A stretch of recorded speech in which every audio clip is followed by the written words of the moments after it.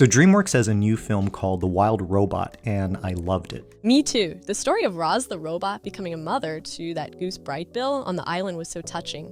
And the fox Finks was, or I think his name was Fink, right? It was part of the surrogate family. I agree. On the surface, the film looks simple because it focuses on a few characters and their relationships, but that's where the heart of the movie really shines. I think it's a great example of what to do when you want to write an effective story. So what's a key takeaway from what you saw in this movie? Let's see, if I could boil it down to a key concept, it would be to create a compelling emotional arc for your main character by defining the character's goal, setting up obstacles that get in the way, and then pushing the character to take increasingly drastic measures to pursue that goal. Okay, that sounds like more than one simple concept. It's all tied together. Let's look at Roz. Her arc is that she starts out as a service robot with a list of tasks to help Brightbill grow and mature so he can join his migration flock. But she becomes a surrogate mother in the end. Her goal is very defined to help Brightbill, and the film uses a tech overlay for her as a checklist to track the progress. And so the obstacles are what exactly? I mean, the things that are getting in the way of Roz achieving her goal. You're right that there are many of them. Even Brightbill and his struggles to grow up and mature.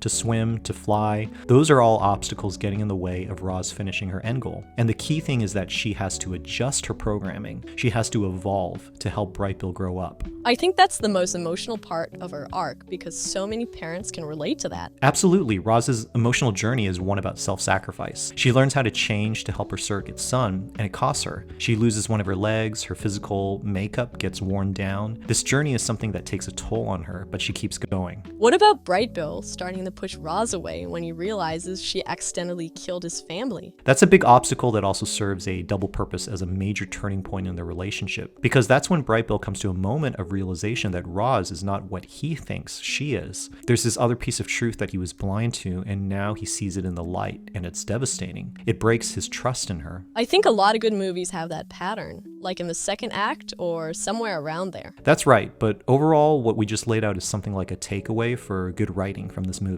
It helps a lot to think about writing in this way. It also makes me remember how Roz takes some of her internal devices out when she and Brightbill are falling from the spaceship, and she hides him inside to protect him from impact when he hit the ground. That was a beautiful moment. I actually thought it might be a possible death scene for Roz, where she gave her life to protect Brightbill, but obviously she lived on. Maybe for a possible sequel, no doubt.